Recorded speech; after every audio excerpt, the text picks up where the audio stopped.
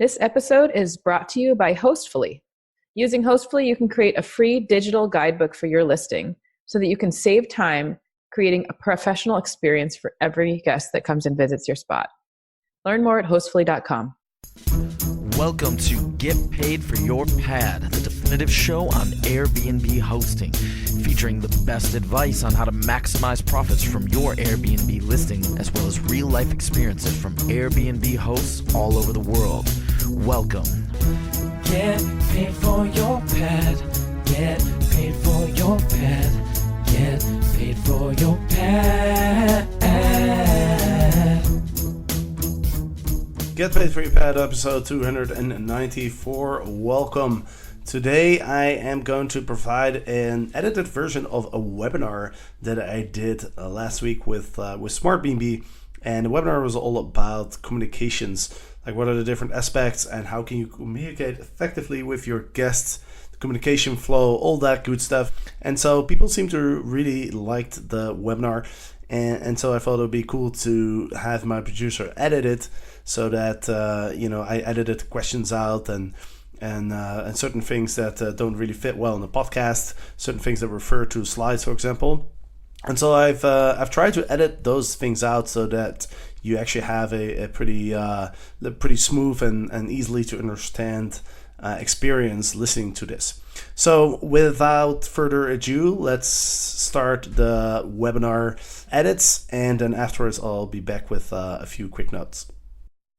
Today we're going to talk about communication, and I think communication is something that a lot of people kind of underestimate how powerful it can be, because it really influences the guest experience, and as a result, it influences the ratings and the reviews that you get from your guests. And so we all know how important those are. Those can make or break your success on Airbnb, right? So I think it's good to take a helicopter view of, what are we doing with communication and why do we need to communicate even, right? So if you think about it, if you stay in a hotel, I stay quite a lot at hotels, and when I stay at a hotel, I never email the host at the hotel to ask questions about the Wi-Fi and about the check-in times and all that stuff, because there's industry standards, right? I have a pretty good idea what to expect when I stay at a hotel, right? I mean, I was just in Zanzibar, for example. I booked a hotel, and I arrive at the airport, and I honestly I didn't even remember the name of my hotel. I just go into my email, I find the name of my hotel, I go to the taxi driver, I tell him the name, he drives me there. I don't really need to communicate with them. Just having the confirmation is enough, and so that's usually what happens if you book a hotel. You get a confirmation, and that's it. But with Airbnb, this is a little bit different because there is no industry standard really. Like, you don't really know what to expect.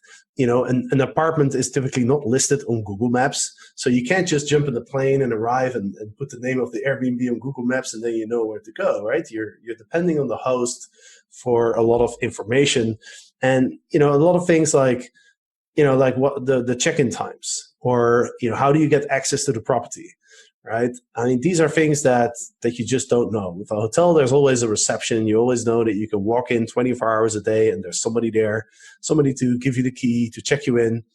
But with Airbnb, we don't have this. And so I think it's important to sort of be aware of why is communication such a big thing in Airbnb hosting versus when you're staying in a hotel. I say communicating is really about two things, right? Number one, it's about providing information, right? Your guests just need to know certain information in order to facilitate a good stay, right? If they don't know, they need to know the address, they need to know what time they can check in, how to get access, etc. Like, if they don't know these things, then they can't have an optimal stay, right? You can't maximize the guest experience without providing information. And so that's the number one thing. But then the second thing is building a relationship with your guest. And that's the part that I think a lot of people kind of overlook. Everybody understands that you need to provide some information, but people, I think, don't realize the power of building that relationship through communicating with your guests.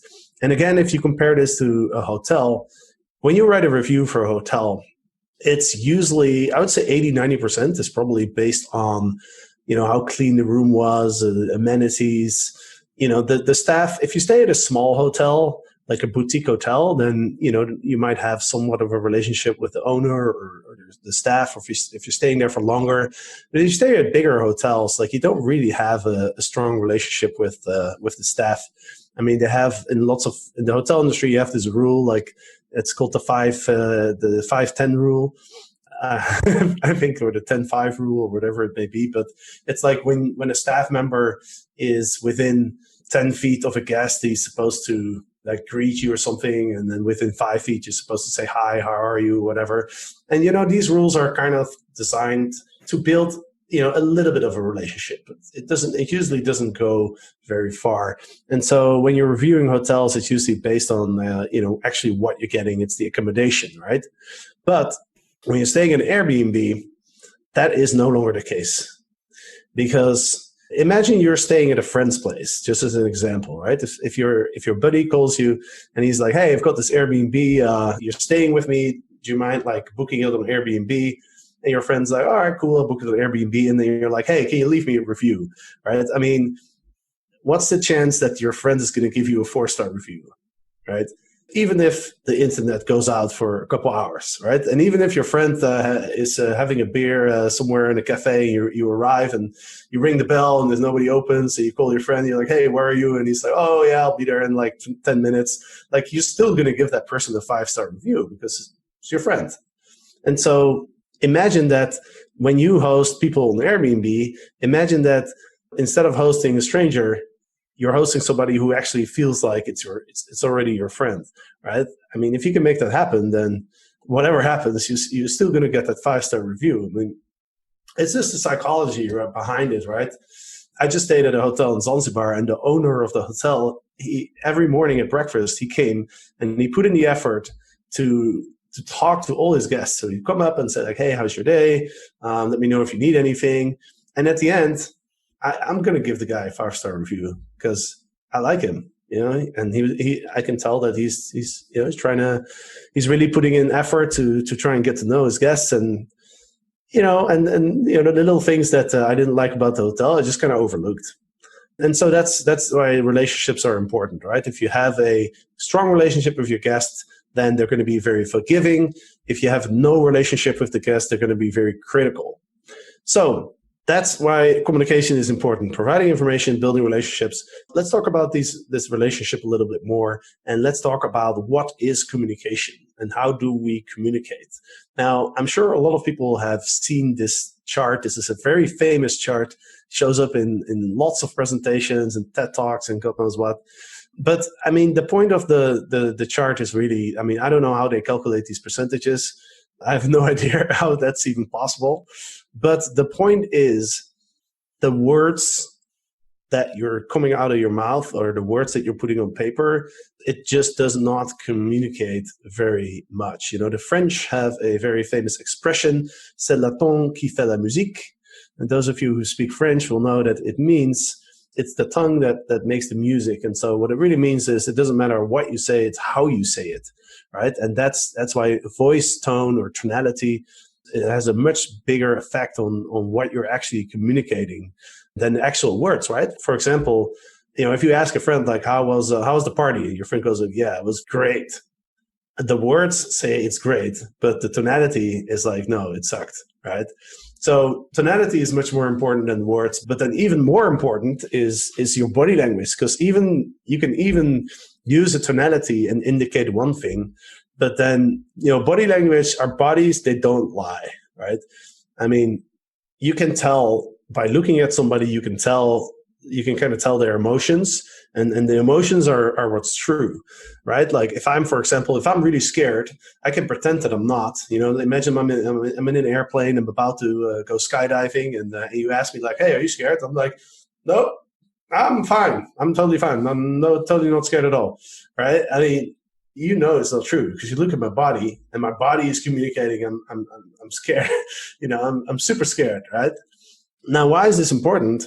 Because if you're trying to build a relationship with just words, with just that 7%, like, you're not going to be very effective. So it just doesn't work. I mean, you can send 500 emails to guests, or you can send them 500 messages on Airbnb, but they still not going to feel like they know you. You're just exchanging information, you're exchanging words, and it doesn't do anything. Now, if you, for example, if you get on the phone with your guests, now you're getting somewhere, right? Now you actually feel like, oh, this is a human being. You can tell things by the voice, and you start to feel like you actually know a little bit about the person. What about if you send them a video, right? A short video where you simply just going like, hey, I just want to introduce myself. I'm your host. I'm really excited that I get the chance to host you. I just wanted to welcome you and give you some information in this video. Now the person can see you, right? They can feel almost your energy. It's not quite the same as meeting somebody. Like meeting somebody is the ultimate way to build a relationship, right? But a lot of you probably don't at least not always meet your guests, right? If you're remote hosting, then you might have a self-check-in option, or you might have somebody else that meets the guests. And so especially if you don't get to meet your guests, this becomes really important, right? Using these video messages, or getting on the phone, or sending voice notes. Those are just much better ways to build that relationship than just to send a message. Let's think about what is communication. So we're already established that communication is mostly through body language, tonality, and a little bit through words, right? But what are the different aspects? Because the question, of course, is how do we communicate effectively, right? And what is communicating effectively? What does that even mean? And how do we do this? And I think in order to really understand this, we have to understand what the different aspects are. So let's start with the first one, accuracy. Now, I think everybody will understand that it's important to provide accurate information, but you have different levels of accurate information, right? But in general, like the reason why accurate information is so important is that a guest has expectations of what their stay is going to be like, and a guest has the actual experience that they have during their stay. And if that experience is less than what they expected, then if you don't build a relationship, you'll get a bad review. Now, if you do build a strong relationship, then you can get away with a number of things. So the stronger the relationships, the more you can get away with. But obviously, even though you build a strong relationships, we still want to provide the most accurate expectations that we can. And so, being accurate it's not about being honest, because everybody understands that we should lie about something, right? You shouldn't say that you have air conditioning if you don't have air conditioning, right? Everybody understands that. That's obvious. But it gets a little bit more tricky than that, because you have different levels of accuracy, and some things are up to interpretation. And so what we want to do is we really want to provide objective information, or information that is as objective as possible, because some things are always subjective, right? If I say that I have a very comfortable couch, there's a good chance that there's somebody on this planet who will sit on my couch and be like, damn, this is the most uncomfortable couch I've ever sat on, right? So, but let me give a few more examples of accuracy. The one that I always bring up is about Wi-Fi speed, and that's also because it's very important to me. Like, I work on my laptop, I work online, I travel often, and if I stay at an Airbnb, and I can guarantee you I've stayed at a lot of Airbnbs over the last 10 years, and so for me, the Wi-Fi speed is very important. And so when somebody says that they have high-speed internet, my interpretation of that is really quite fast internet. If that's not the case, then I have a bad experience. But the host, I've had several examples where I stayed in an Airbnb and the host says I have fast internet, and I get there and I can't even do like a live stream or something, And then so I tell the host, I'm like, hey man, like you told me you had fast internet. And he's like, yeah, but I think this is quite fast. And I'm like, well, I don't think so. And so to prevent these type of situations, you want to be as objective as possible. And how can you be objective? You simply do a speed test, right? You can't argue with it. You simply go to speedtest.net, you run a test, and you just provide the speed. You just take a picture of the screenshot and you put it in your photo gallery, right? So that's really, really being accurate.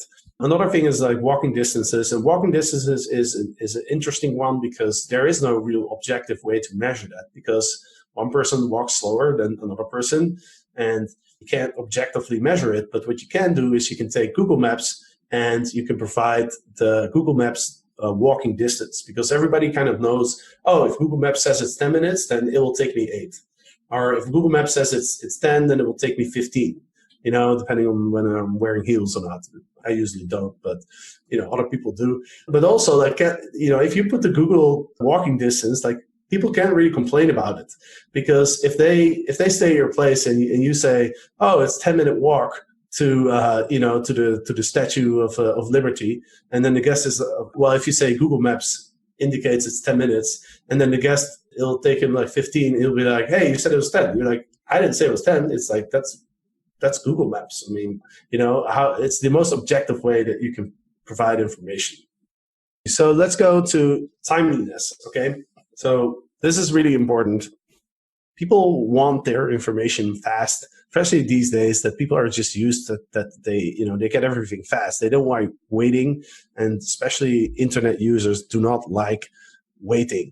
And there's another reason why this is really important, because I've probably stayed at over 100 Airbnbs, and whenever I stay at an Airbnb, I always select 3 to 5 listings, and sometimes they're not instant book. And even if they're instant book, I typically have a few questions. Like, for example, that Wi-Fi is really important to me. So if somebody doesn't have a screenshot of the Wi-Fi, I will always ask them, what's the actual Wi-Fi speed before I book? I will always ask that question. And so if I contact 5 hosts, the first person to get back to me, if that person's like, hey, we've got like fiber internet, it's 100 megabyte per second, it's the fastest in the world, I'll literally be like, okay, cool, I'll book it, right? And then those other 4 people, they miss out just because they're slower. And so I think that's really important to realize as well. Other than the fact that the Airbnb messes your response rate, and so you always want to be as quickly as possible. But sometimes you're sleeping, and so you can't respond. And that's where Smartbnb comes in, of course, because they will respond to the message even when you're asleep. Okay, so always respond as fast as you can. Don't worry about the guest realizing that you're using an automated tool to send a response, because I don't think the guest cares that much. The guest just wants a response, right? They just want the information. So the second point, resend information at the right time, right? So if you've been hosting on Airbnb for a while, then you know that Airbnb guests are pretty notorious for not reading what you sent them. It sounds pretty comical, but I've hosted, 400, 500 groups or something like that. And the amount of times that people have sent me this question, what's the address? After I sent them, number 1, I sent them a welcome email. I sent them an online guidebook. I follow up, a week before their stay. Hey, here's the most important information, just as a reminder. Here's the address. Here's the Wi-Fi password. Here's the check-in times. And then like 2 days before they arrive, I send it again.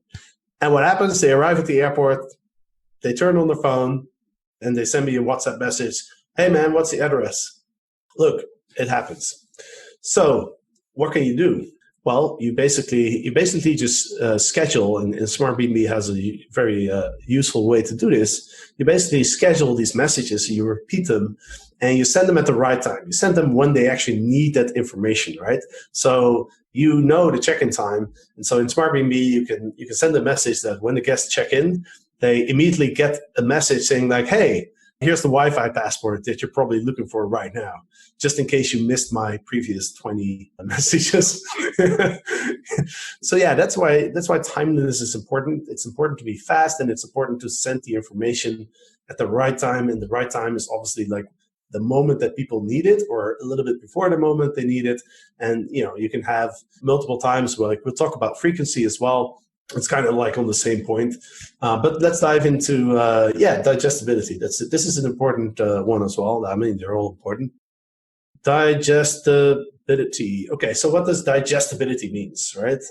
Like we're not going to eat our messages, right? You're going to eat a piece of paper or something. But yeah, basically what digestibility means is, when it's about the way that you present information, right? Imagine you are presented with like a piece of paper, like completely full with text, with no paragraphs, with no spacing or anything like that. Just like 1,000 words or 1,500 words, just one big chunk. Like, how excited are you to read this? It's horrible. Like, as soon as I see text like that, like it looks like a contract or something. Like the last thing I want to do is actually read it. And so, it's really important to present the information in a way that the guest is most likely to consume it, because we already talked about this. Guests, they don't read our messages, essentially, right? So you got to make it like really appealing. So you got to make it look nice, and you got to not write too much, because people are lazy, don't have patience, and so they just want to consume everything quickly. And so you got to make the information digestible, because then you have a better chance that your guest is actually going to consume the information. And as a result, you get, better guest experience, you get less questions, you get all these good things, and all these bad things, you prevent all these bad things from happening as well. So how do you make information digestible, right? So, well, there's one really cool app that I like to use. It's called the Hemingway app, and it gives you a score, and it indicates like what sentences are difficult to read. It's a free app, and it's really cool. So I like to use it. So if you put your communications in there, and then it'll give you some tips on how to improve it, the readability. I'm sure there's lots of readability tools. By the way, there's a program called Grammarly as well, that you can use to correct your grammar. If you're a foreigner like me, like we grow up in countries where we speak different, really weird languages, and so we have to learn English, but it's never going to be perfect like a native speaker. So Grammarly is a really good tool. Now, you want to use short paragraphs, 2 to 4 sentences, I think is a good guideline. If you're in some email lists of professional copywriters, or big businesses that hire professional copywriters, have you ever noticed that these emails, typically there's like one line and 2 lines and 1 line? It doesn't really make sense, but there's a reason why they do this, right? Because they know that people are more likely to read if it's like short paragraphs. Obviously, you can use bullet points, you can use lists. That makes information more digestible. But also, instead of sending these long emails, either create like a nice looking PDF with some pictures and short paragraphs and all kind of stuff. Or you can use like a guidebook service, like Hostfully, for example, is the one that I've always used. And then you can just use Smartbnb to send an automated message. When you get a booking, you just send an automated message with a link to your guidebook, and then people can print it. And that also makes it more likely that people will consume the information. So don't send long chunks of text with lots of grammar and spelling mistakes and stuff like that. You can only make a first impression once. And, once you send them some bad messages, like badly written messages, then the guest is already going to like create this vision of a host that's not professional. Like, you don't want that. So especially if you're also not a native English speaker like myself, then these tools are really useful. So I think that's about it on the topic of digestibility. Take a minute to put yourself in your guest's shoes. Traveling to a new place is always stressful. You have to figure out so many things. How to check in, where the closest coffee shop is, where you should go for dinner. Take the stress out of your guests' lives by making a beautiful digital guidebook that includes check-in and check-out information about your property, and special local recommendations to make their trip really great. It will make it easier for your guests, and you'll probably get fewer questions too. Learn more at hostfully.com. Alrighty. Let's see. Frequency. How often do you want to communicate with your guests? This is quite interesting because I remember when I started hosting, I was like, okay, I need to provide these guests with information. So I sent them 1 email, and then that's it. And then I started noticing that, okay, I'm getting all these questions. I'm like, well, as I wrote in my email, the Wi-Fi network is XYZ. And I started realizing people just don't consume everything you send them. And so That's why we already touched on this. But that's why you kind of need to think about what are the most important, what are the crucial things that guests have to know. So that's something that you want to communicate it several times. If you're on these professional email lists, and we can learn a lot from these copywriters because they get paid to do this. One thing that you'll notice, if let's say somebody tries to sell you a course or something, or like some digital product, like how many emails do you get? Do you get one? Or do you get like 6? Right? I mean, they figured all this stuff out. It often takes a couple points of contact before people are really understand and consume information. And so, the most important things you just want to send not just one time, but you want to do it multiple times. So for example, the most important information is like the Wi-Fi. Everybody needs Wi-Fi, right? The check-in times, how to get access to the property, your address, how to get to your home, directions, right? Those are the crucial elements. And then also house rules, for example, especially if you have some specific house rules, like if your guest can't make noise at 3 a.m. in the morning or something, that's quite like standard. But if you have some specific house rules, then you might want to put those in there as well. So those crucial bits of information, you really want to, I send it out to my welcome message, to my guidebook, and then I follow up like a week before. I follow up and say, hey, just a reminder, let us know where your flight details, here's the directions, like here's the Wi-Fi, etc. And then also when they're most likely to actually need it, right? So check-in instructions, like maybe when they land at the airport or something, just remind them again, hey, here's the address. So, you want to have sort of like a minimum, what I call like a minimum flow of information. But then I think in terms of, and I think we got a question about this as well, but some people are worried that you're going to overload people with information. And again, I want to refer to email marketing, because one thing I learned about sending out emails is that, they've tested this. Email communication works best when you send people an email every single day. And I remember when I started learning about this, I was like, I don't want to bother people all the time with all these emails. But that's just what the tests just point out, that's what's most effective. And so, yeah, sure, there is a thing that's too much information. You don't want to bombard your guests constantly. But let's just put it this way, like what you think is too much information or contact too often is probably much lower than sort of the annoyance points of your guests. So if anything, I would bias on the point of communicating more versus less.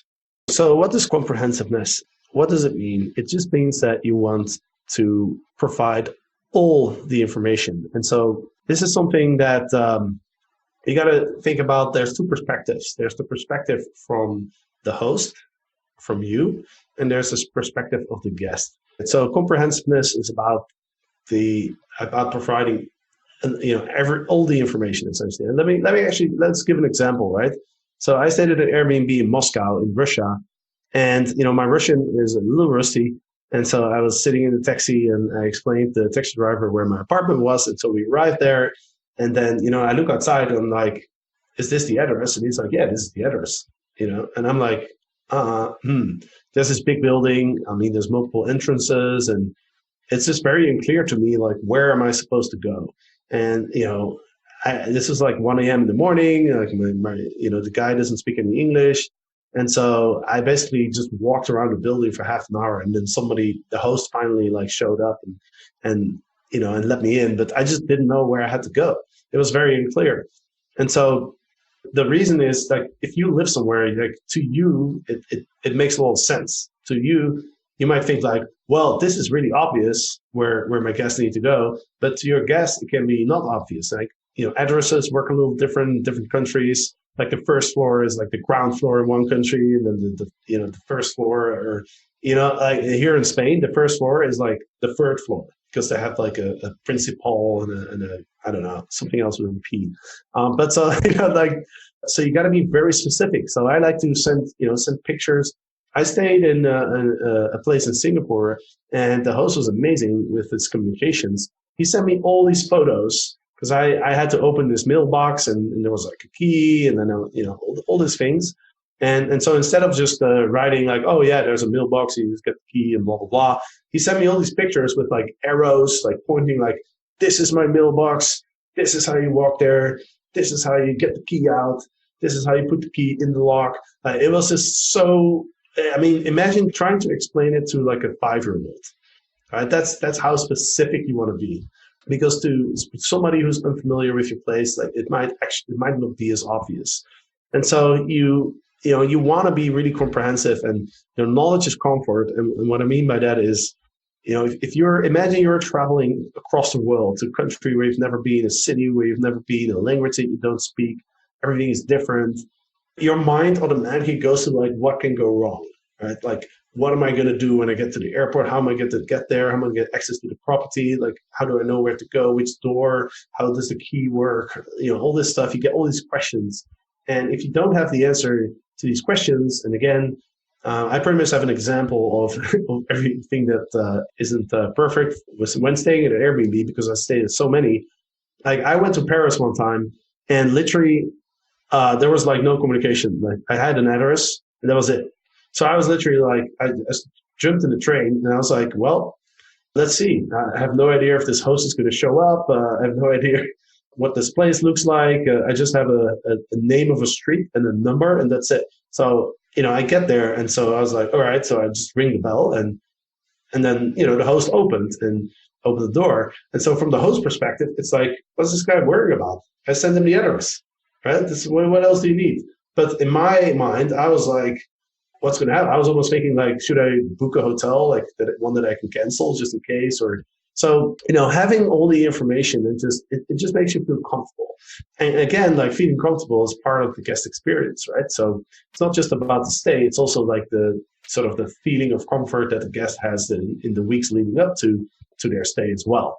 So be very comprehensive, provide as much information as possible in a very accurate way. Help your guests look forward to their stay. That's also true. Like, going on holiday, half of the fun is looking forward to it. So just providing like lots of pictures of the surroundings and all the cool things that you can do in your favorite restaurant, your favorite dish, your favorite bar, your favorite drink, your favorite cocktail, your favorite dessert, like all these things help the guests look forward to their stay and improve the guest experience, right? And you get fewer questions, of course, which saves you time. So, I mean, that's always a good thing, right?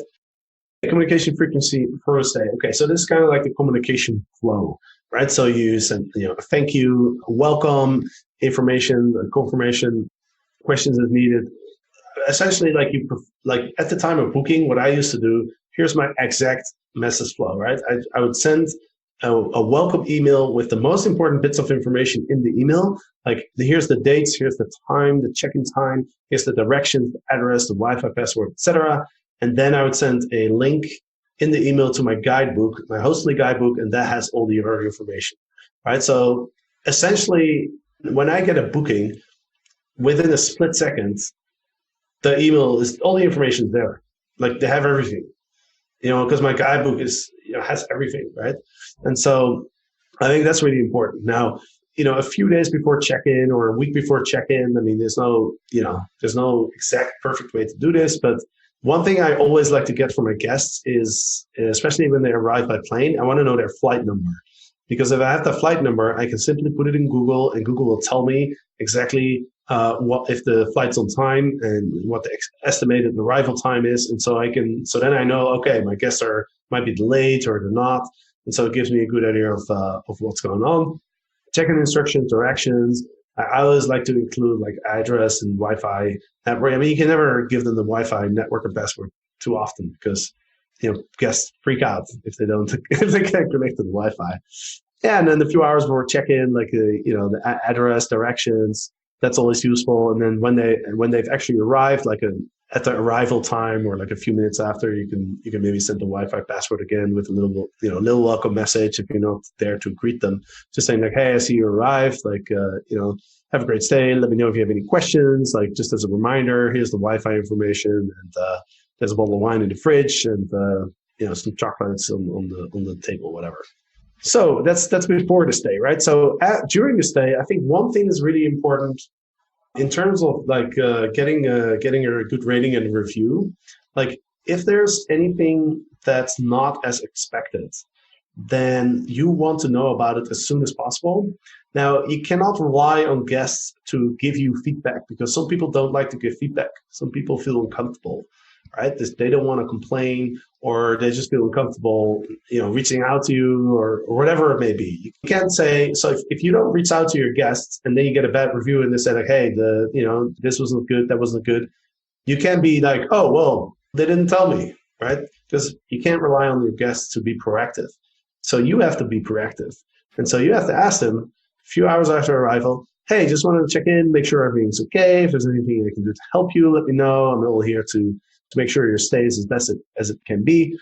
And then again, the day after check-in is important because sleeping is very important for the guest experience, right? I mean, you can have an awesome apartment. If the guest wakes up 5 times in the middle of the night because there's a dog barking or there's whatever it may be, they're not going to have a good experience. And so you want to know about this. The most important thing is just like, if there's anything that's not as expected, any reason that guests might have to give you a lower than 5-star rating, you want to know about it. So check in the day after check-in once they had a good night's sleep, hopefully a good night of sleep. Again, say like, hey, if there's anything that I need to assist you with or fix, any issues I can fix for you. If your guests are staying longer, like a couple of weeks or something, then, or a month, like you definitely want to check in once a week. But I think if it's like a 3 or 4 day stay, then what I typically do is a few hours after arrival the next day, and then maybe like every 3 or 4 days or 5 days or something, it should be fine. All right. So after the stay, of course, after checkout.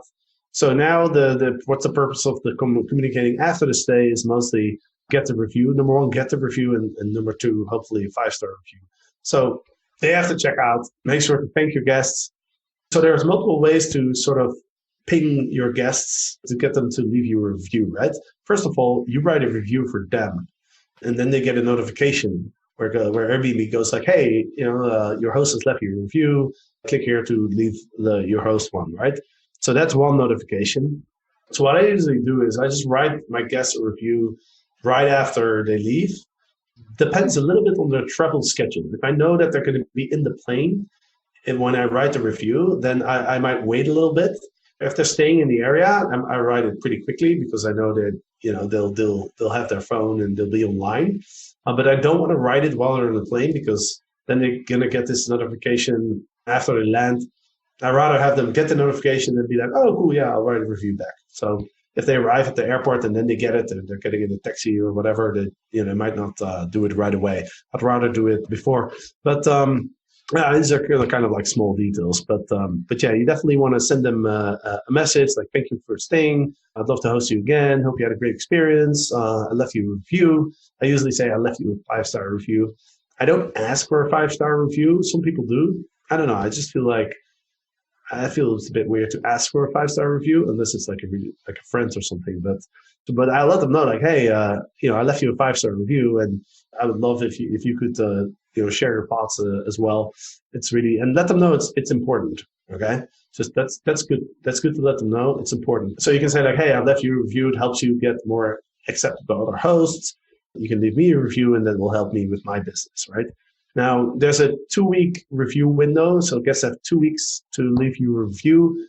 So I'd say about a week after the stay, I'd send them another reminder if they haven't left a review yet. I'd say like, hey, thanks again for staying with me. I hope everything's going well. Hope you settle back wherever you live and you had a good flight.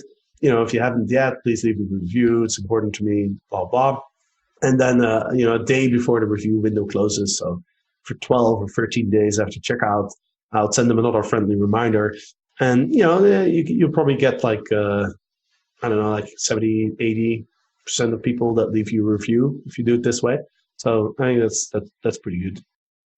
All right, that's it. Hope you enjoyed this edited version of the webinar. You can also watch the entire version, including like questions that people asked and some other stuff that I left out. If you go to getpaidforyourpad.com, you'll find the show notes for this podcast, and I have links there to not only the full recording of this webinar, but also the slides that we used. So go ahead and get those at getpaidforyourpad.com. Awesome. Hope you enjoyed this episode, and next week I'll be back with another podcast episode. So I hope you see you then. Get paid for your pad. Get paid paid for your pet. Get paid for your pet. Get paid for your pet. Get paid for your pet. Get paid for your pet.